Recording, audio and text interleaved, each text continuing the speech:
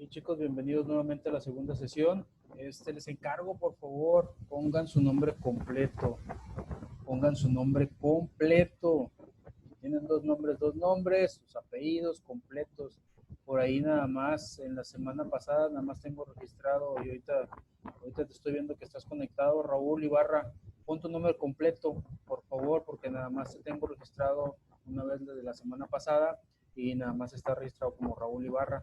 Entonces, los que falten, o sea, pongan su nombre completo, por favor, porque estamos llevando un concentrado de asistencia, por favor. Pongan su nombre todos por chat para que queden registrados.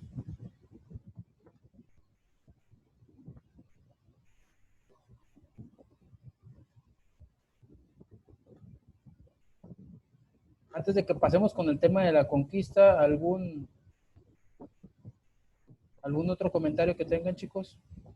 ¿Alguna otra inquietud, alguna otra duda que al ver los que vieron la película y los que han estado haciendo la tarea, algún otro comentario, duda que tengan, alguna inquietud que tengan sobre ese tipo de culturas? ¿Por qué? Porque ahorita ya vamos a ver, obviamente, la caída del imperio. Ya sonó como película de Star Wars. Y más o menos créanme que sí se los voy a manejar. Vamos a ver la parte, como es la tendencia hoy en día de las películas, vamos a ver la parte principal, el centro de lo que fue la conquista, y después vamos a retomar un poquito el pasado, cómo llegó Hernán Cortés, qué ocasionó que Hernán Cortés llegara a México, pero por lo pronto vamos a ver la parte medular de lo que fue la conquista, ya cuando Hernán Cortés ya arribó a México, ya cuando hizo sus primeros recorridos también por el territorio mexicano, qué partes abarcó y cómo fue que conquistó México. Y después nos vamos a regresar un poquito al pasado, obviamente de esa misma época, y vamos a checar qué originó que Hernán Cortés llegara a México, porque fueron varios factores que originaron que Hernán Cortés llegara a nuestro país en ese momento también. Entonces lo vamos a manejar de esa forma.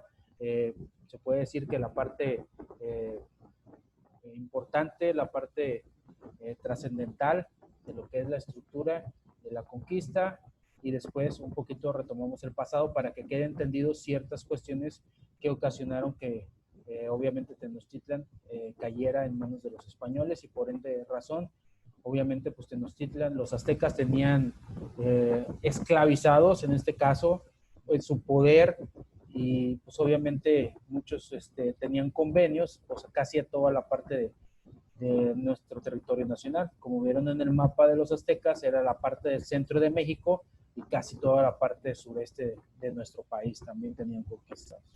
Entonces, ¿algo que quieran comentar antes de pasar con la etapa de la conquista y la caída de Tenochtitlan? Yo tengo una duda. Manden.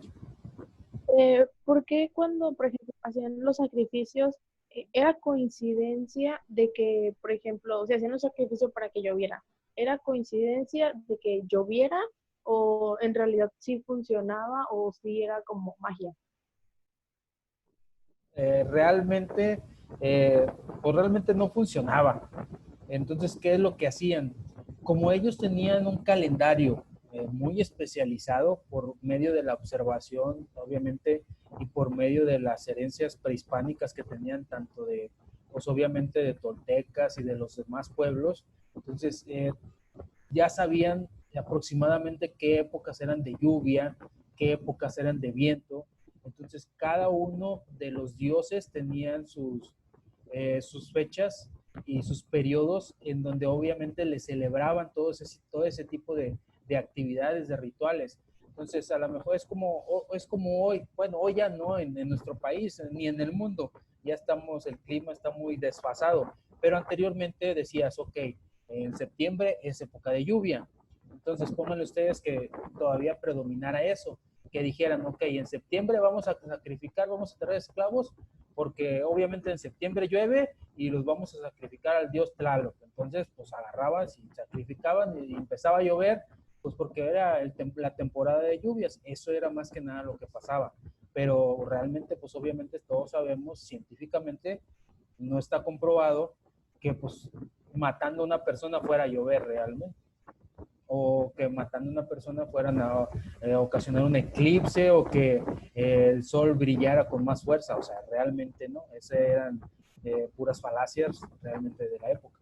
O sea, O sea que ellos ya sabían que no era verdad.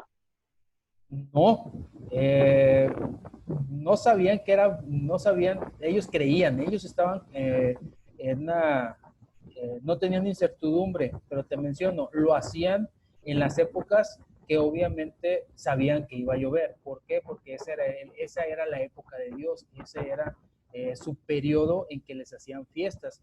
De hecho, Ah, ok.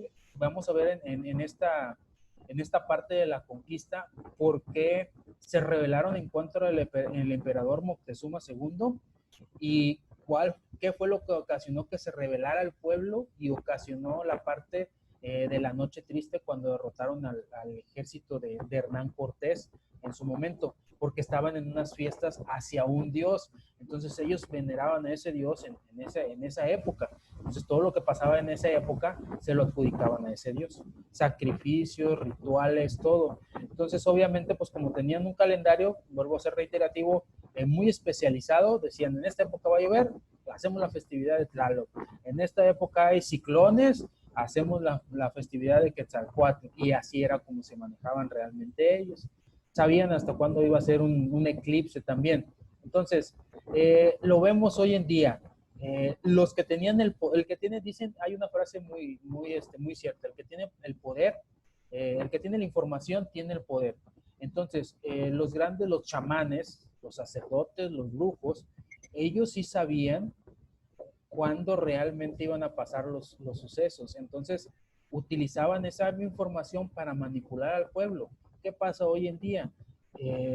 Utilizan los medios de comunicación y utilizan otro tipo de información para manipular al mismo pueblo también. Entonces, siempre ha existido ese durante la historia de la humanidad, realmente.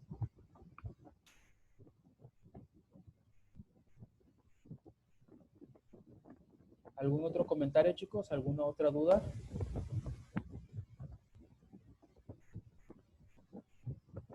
¿Ninguna? ¿Seguros?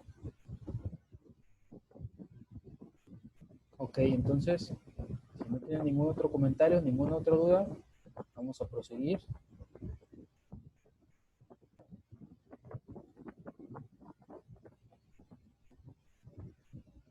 Vamos a proseguir con la parte de la conquista de México. Ya vimos las diferentes culturas, ya sabemos qué culturas eran las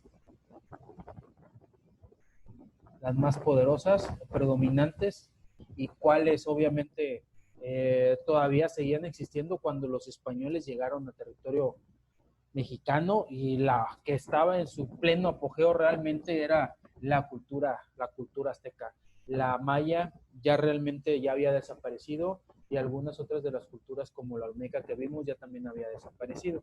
Entonces vamos a proseguir con la parte principal de lo que es la cultura de la conquista de México, la cultura azteca, cómo cayó esa cultura. Uno de los principales personajes, si lo queremos ver así, fue Hernán Cortés, porque fue el que realmente conquistó México y conquistó otras tierras. Nos dice que Hernán Cortés fue procedente de una familia hidalga, en España obviamente. Inició estudios universitarios en Salamanca, donde conoció en profundidad el latín y el derecho, aunque solo permaneció 2 años en las aulas sin llegar a graduarse. Conocidas son sus aventuras amorosas como un buen conquistador, y con apenas 20 años viajó a la Española para ocupar el cargo de escribano de la villa de Azúa. Entonces, durante la semana vamos a ver cómo llegó a ese cargo y cómo fue que realmente se enlistó en el ejército y cómo realmente llegó a nuestras tierras. Entonces era originario de Castilleja de la Cuesca de Sevilla y nació un 2 de septiembre de 1547. No, murió el 2 de septiembre de diciembre de 1547, perdón.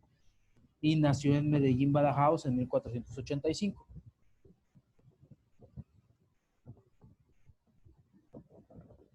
Ok, dice, su relación con el gobernador Diego Velázquez de Cuéllar se fue estrechando hasta el punto de participar Hernán Cortés como secretario de la expedición a Cuba, llevada a cabo en 1511, donde fue nombrado alcalde de Santiago de Baracoa.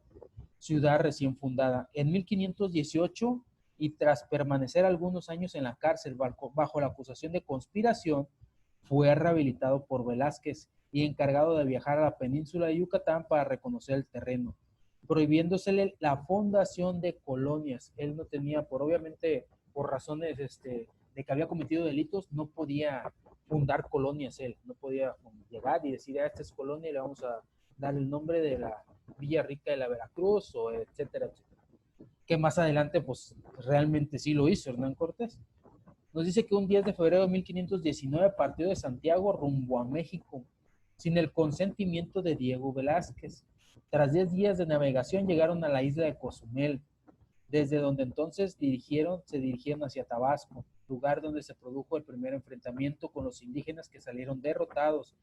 Cortés y sus hombres, aproximadamente unos 500 hombres, continuaron con su expedición, dirigiéndose hacia el San Juan de Ulúa para fundar, a pesar de que expresamente tenía prohibido la ciudad de Villarrica de la Veracruz. Entonces, él fundó la Villarrica de la Veracruz. Hoy, pues, es el puerto de Veracruz.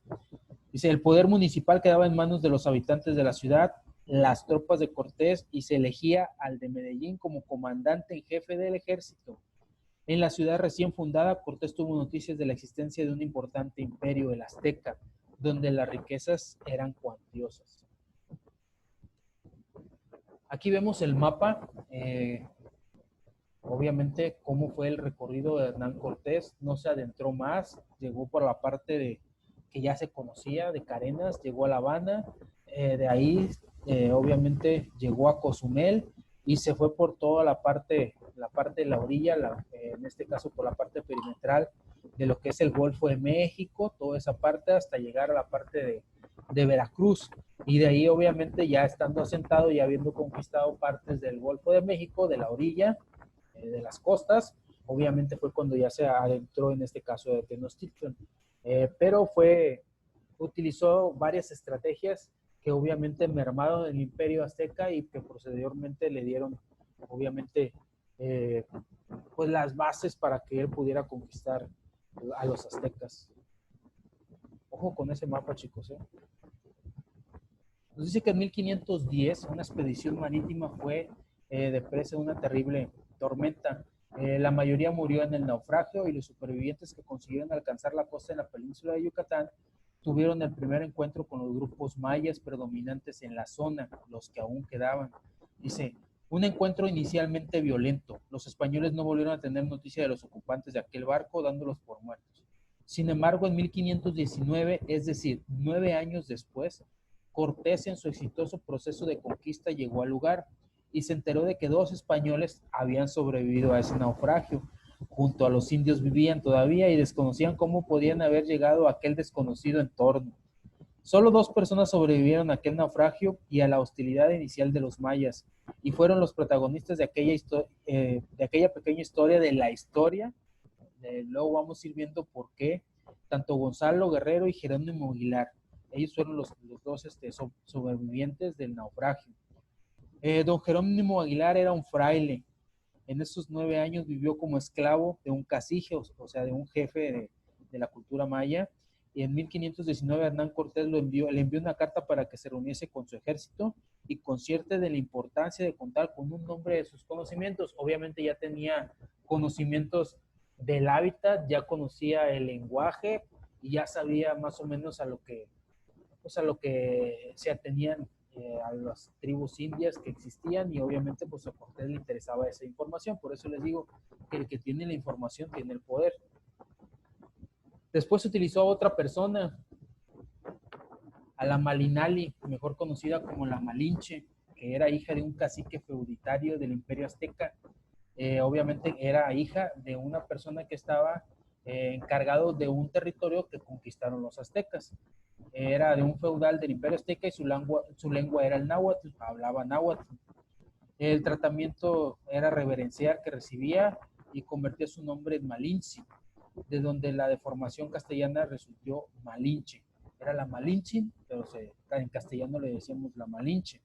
Y se fue vendida por sus padres a un cacique de Tabasco, donde aprendió la lengua maya propia del territorio. cuando el conquistador Hernán Cortés llegó a la zona el 12 de marzo de 1519, recibió como presente 20 jóvenes esclavas, entre las cuales se encontraba quien a Pese, que fue bautizada como Marina, o sea, ya el castellano, por decir, pasaría a ser más conocida como la Malinche, o la gran traidora que le decían las culturas mesoamericanas, porque traicionó a sus culturas, traicionó a su imperio.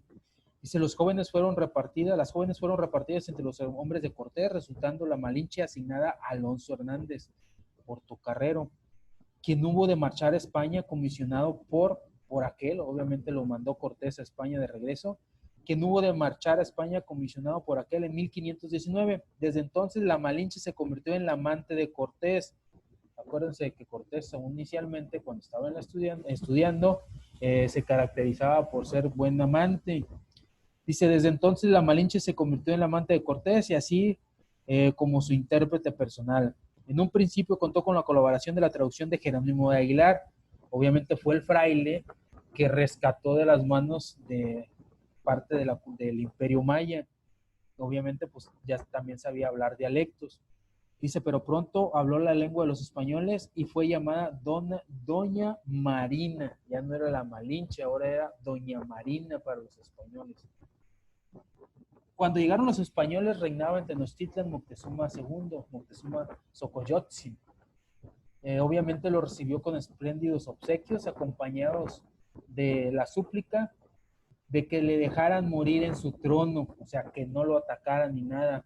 Él decía, yo soy su amigo, yo soy su aliado, pero déjenme morir. Al momento que yo muera, o sea, no me quiten de emperador, déjenme en mi poder. O sea, lo mismo que los aztecas hacían con los pueblos conquistados que dejaban, dominaban de su misma tribu, por ejemplo, dominaban a los chichimecas, dejaban a un cacique chichimeca a cargo del pueblo. Entonces él quería lo mismo, ¿sabes qué? O sea, yo no quiero pelear contigo, yo no quiero entrar en guerra contigo, con los españoles, pero déjame aquí como emperador hasta que yo muera. Ya después de que yo muera, pues ya, pues haces lo que quieras, pero respeta en este caso, mi legado de emperador. Obviamente, pues lo recibió con grandes regalos y esa fue la única condición que le puso Moctezuma Xocoyotzin. Los enviados de Moctezuma dibujaron lo visto y explicaron los dibujos al emperador, recordándole la profecía de Quetzalcóatl. ¿Recuerdan cuando vimos la cultura tolteca? ¿Qué decía la cultura tolteca? Obviamente que Quetzalcóatl, obviamente de tez blanca, barbón, güero, ojos de color, alto, entonces que algún día iba a regresar. Se exilió él por problemas con su hermano, se exilió, se perdió en el mar y prometió que algún día iba a regresar. Entonces, Quetzalcóatl para ellos era como un mesías, como el libertador, como el que iba a sacarlos del yugo. Entonces, cuando los aztecas dijeron, ok, regresó Quetzalcóatl, entonces él es el amo y señor de todo este imperio. Entonces, obviamente, pues nos ponemos a sus pies. Lo creyeron que era, lo compararon con la persona de la profecía. ¿Qué significa Quetzalcóatl? Viene del Quetzal, que era pájaro emplumado, y Cuatl, serpiente, por eso se le denominaba la serpiente emplumada, y es uno de los dioses más importantes relacionados con el viento. No recibe sacrificios humanos, ese dios, a él no le hacían sacrificios humanos. Y dice, una antigua leyenda lo reconoce como un antiguo rey que fue expulsado por no querer los sacrificios humanos. Huyó por mar y prometió volver. Una de las representaciones de esta deidad es la de un hombre barbón y blanco, por lo que durante la conquista de México, los pueblos indígenas todos creyeron que en un principio Hernán Cortés era Quetzalcóatl. O sea, malamente lo relacionaron con Quetzalcóatl. Ok, llegaron a San Juan de Ulúa. El 21 de abril de 1519 pasaron a la playa vecina donde fundaron, obviamente fue Hernán Cortés, la Villa Rica de la Veracruz. Como ya lo vimos, tan pronto establecieron la ciudad, eligieron un ayuntamiento nombrado por Cortés, obviamente se autonombró general y se puso inmediatamente a las órdenes de Carlos V, el emperador de España en ese momento, al cual mandaron 2 embajadores. Dice, no todos los expedicionarios estuvieron conformes con la independencia respecto de Diego de Velázquez. Acuérdense que Diego de Velázquez es el que se trajo, protegía a Hernán Cortés. Entonces Hernán Cortés se rebeló a Diego de Velázquez. No todos estaban conformes con eso. Dice, un sobrino del gobernador de Cuba, Juan Velázquez de León, y otros amigos de don Diego estaban descontentos. Cortés aplicó castigos a los más rebeldes y para forzar la unión inutilizó las naves de aquellas personas que todavía apoyaban a don Diego, hundiéndolas, aunque la traición dice que las quemó. Dice, haciendo imposible la vuelta a Cuba. O sea, ya no regresaban, ya se quedaron en la Villa Rica de la Veracruz. Dice, el dilema estaba claro, vencer o morir. Los conquistadores siguieron adelante. Ya no había vuelta atrás. De Veracruz pasaron a Zempoala. Obviamente, Zempoala era uno de los centros ceremoniales más importantes de la cultura tolteca. Dice, capital de los totonacas, perdón. Dice, pueblo que había ofrecido su amistad a cambio de que les ayudara a liberarlos de los tributos de los aztecas. Ojo, esa fue la llave para que Cortés se hiciera de aliados. O sea, como los aztecas tenían dominados a todos los pueblos de alrededor, vecinos y circunvecinos y más allá. Entonces dice, Cortés acudió gustoso a hacer la alianza con los totonacas. Salió para Tlaxcala con 400 españoles y 1000 totonacas. O sea, ya una vez que hicieron, obviamente, alianza con los totonacas para destronar a los aztecas, pues si ustedes checan, los mismos pueblos mesoamericanos, obviamente ayudaron y aportaron a la caída del imperio azteca en ese momento, sin saber las consecuencias mismas de lo que realmente iba a trascender después de que apoyaban a los españoles. Imagínense, eran 400 españoles y eran 1000 totonacas. Entonces, hubo era mucha diferencia entre unos y otros. Dice, los tlaxcaltecas los recibieron con armas y riñó con ellos en fieras batallas. Los tlaxcaltecas obviamente eran feroces. Acuérdense que los tlaxcaltecas no permitían nunca fueron conquistados por los aztecas y no permitieron que el imperio azteca se fuera más allá de las fronteras. A ellos les ponían un alto a los aztecas en esa parte. Dice, los tlaxcaltecas acabaron por creer que aquellos hombres blancos eran dioses y aceptaron la alianza con que Cortés les ofrecía. Nuevamente, Cortés utilizó esa parte de misticismo que creían los aztecas para, pues, obviamente, su conveniencia. Obviamente ya reforzado contra tlaxcaltecas y ya tenían totonacas, dice, se dirigió a México por Cholula. Cholula hoy actualmente pues está en el estado de Puebla, en Cholula, Puebla. Dice, recibió informes de que conspiraban contra él y atrayendo a los mejores guerreros cholultecas hizo matar a más de 3000. Dice, la ciudad sagrada de Cholula fue asaltada y saqueada poniendo rumbo hacia la capital imperial. O sea, él se dio cuenta que pues obviamente lo iban a traicionar, que no estaban muchos de acuerdo, que realmente no creían en la parte de que era un dios. Entonces, ¿qué fue lo que hicieron? Pues calmó las revueltas, dijo, ¿no crees? Te me vas a rebelar, pues entonces primero calmo las rebeliones y todos los que se queden conmigo realmente son los que van a servir, como hizo también con los españoles que estaban de parte o que se podían promulgar de parte de don Diego, también pues los extinguió en su momento. Volvemos a ver a Moctezuma, dice pues que recibió a Cortés en México con los mayores agasajos y obviamente pues la ciudad de Tenochtitlan causó gran admiración dentro de los españoles porque pues obviamente era una ciudad enorme, tenía mucha modernidad y los españoles nunca esperaron encontrarse ese tipo de ciudades realmente en otras tierras que no fueran las europeas, porque pues realmente era una inmensidad de ciudad y estaban muy bien organizados, había mercados, había siembras como lo vimos y había muchos adelantos en ese momento. Entonces, una de las fotografías representativas, obviamente, pues son pinturas que realmente denotan cómo recibió Moctezuma a Cortés también. Y así es como se veía Tenochtitlan en aquellos momentos. Si ustedes checan, o sea, está en medio del lago, rellenaban ellos, porque pues así ya les había dicho el dios Huitzilopochtli cuando ellos partieron de Aztlán, que donde vieran una serpiente, una águila devorar una serpiente encima de un nopal, entonces sobre esa parte, en este caso, fundaron la ciudad. Entonces fue lo que hicieron ellos, en medio del agua fundaron la ciudad. Esa era la ciudad de Tenochtitlan. Estaba toda empedrada, pavimentada, se puede decir.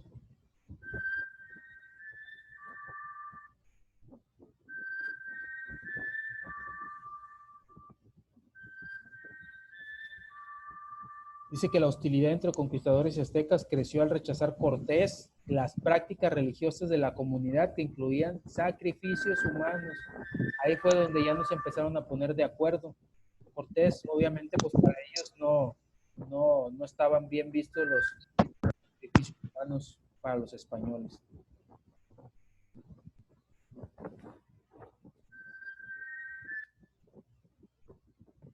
Dice, esta tensa situación se complicó con la llegada de Pánfilo de Narváez a Ulúa, al mando de un ejército de 1,400 hombres con la intención de acabar con Cortés por indicación del gobernador Velázquez.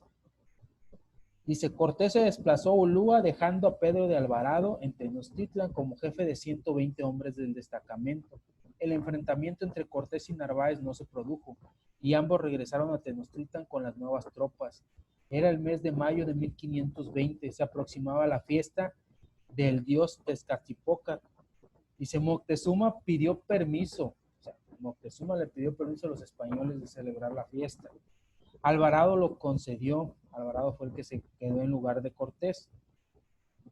Dice, y concedió con la condición de que no hubiera sacrificios humanos, pero aquellos sacrificios eran la esencia de la fiesta. Alvarado observó que los tenochcas, muy excitados, se alarmó, o sea, observó a la gente en ese entonces muy excitada porque pues, ellos querían ofrecerle sacrificios al dios, se alarmó y el día de la fiesta irrumpió en el templo, o sea, el templo era sagrado para los aztecas, y dio muerte a muchos hombres. La ciudad se levantó en masa contra los invasores y militares, obviamente pues los guerreros sitiaron el cuartel de Alvarado, los guerreros aztecas.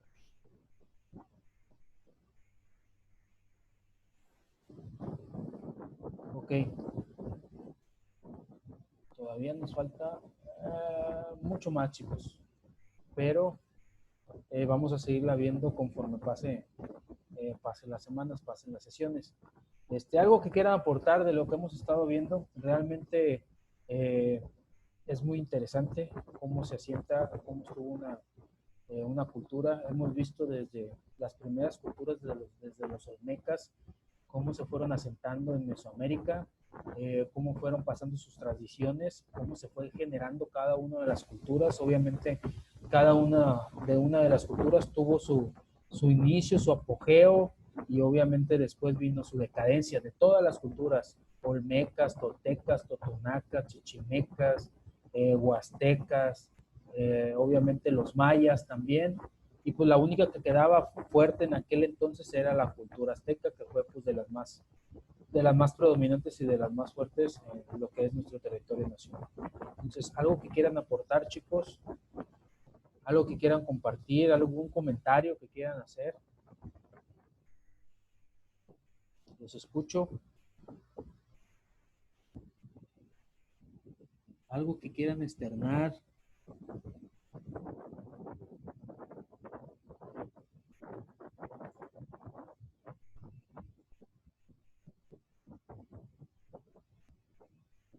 ¿Quién quiere participar?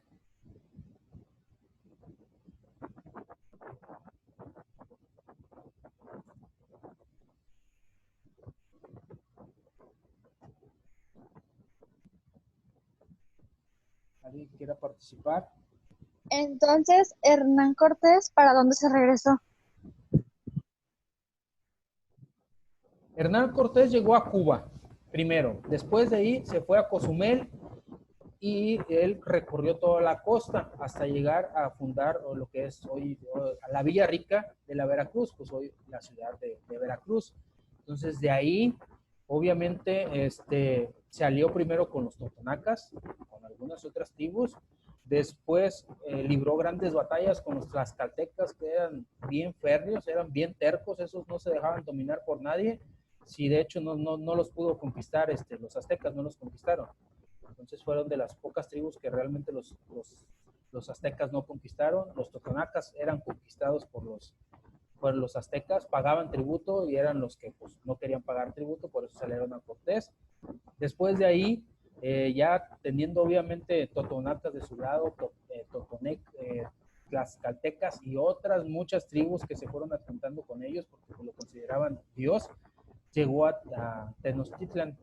Entonces ya conoció a Moctezuma, lo creyeron Dios y todo. Entonces, pero acuérdense que Hernán Cortés se rebeló en contra de don Diego de Velázquez. Pues don Diego de Velázquez estaba en Cuba. Entonces, esa afrenta, pues don Diego todavía no la pasaba, no estaba muy de acuerdo. Entonces, Cortés estaba en Tenochtitlan y supo que había llegado a Veracruz un ejército de parte de don Diego que venía obviamente a atacarlo, a quitarlo del poder, porque él ya se había puesto como comandante en jefe de todas las tropas aquí en México, en este caso, ya se había puesto en nombre obviamente del rey de España en su momento, Carlos V, un nombre a chocolate. Entonces, ¿qué es lo que pasaba?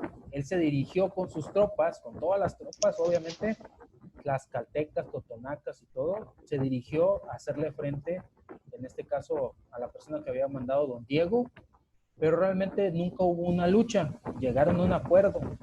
Entonces desconocieron ambos comandantes a don Diego, porque pues obviamente hubo unos tratos ahí de por medio, llegaron a un acuerdo, y entonces en lugar de tener menos ejército, pues se juntaron los dos ejércitos y se regresaron nuevamente a Tenochtitlan.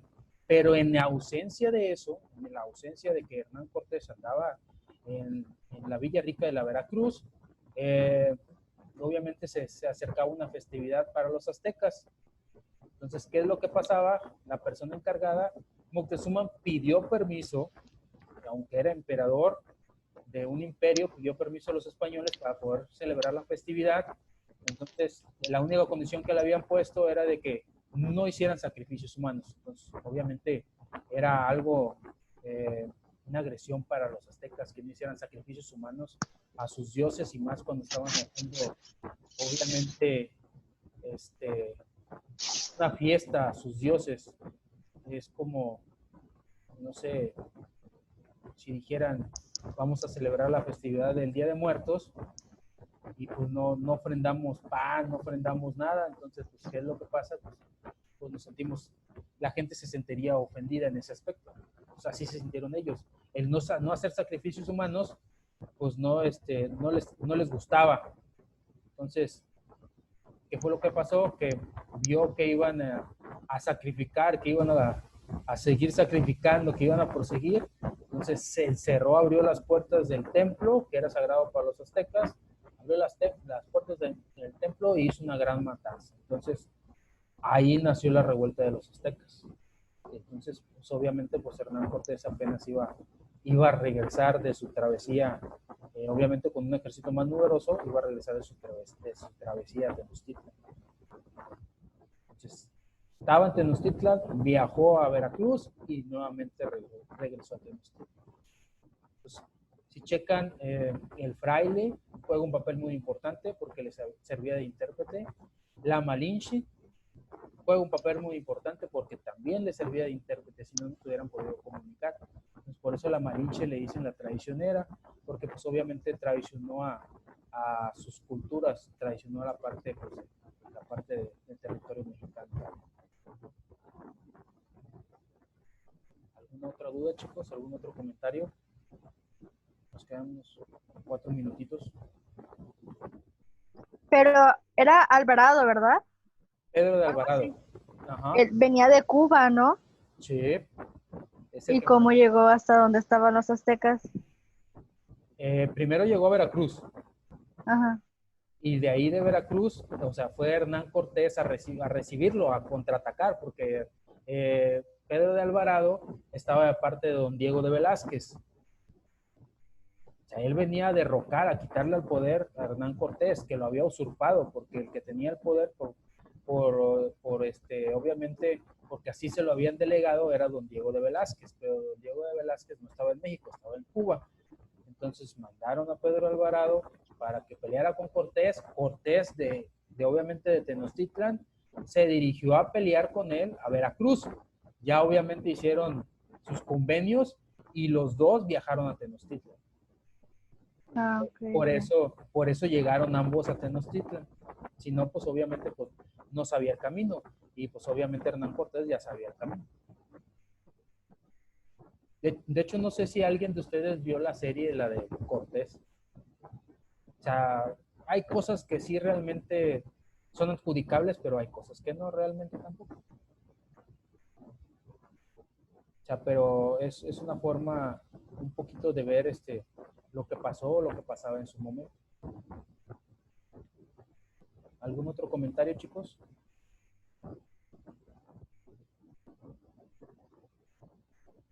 De hecho, en un rato más les voy a estar subiendo el link, el vínculo de la tarea, para que vayan informándose. La tarea van a ser dos, es una actividad y una tarea. La primera tarea va a ser la biografía de Hernán Cortés, la biografía, y la segunda tarea, en un mapa de la República Mexicana, no importa que sea digital, como lo hicieron la vez anterior, la sopa de letras que subrayaban, dibujaban, trazaban las líneas, en un mapa de la República Mexicana van a checar las rutas de Hernán Cortés una vez que llegó a Cuba, a dónde fue, qué recorrió, etcétera, etcétera, hacia dónde fue, cuál fue los recorridos que dio Hernán Cortés, los van a trazar dentro del mapa de la República Mexicana y obviamente pues lo suben.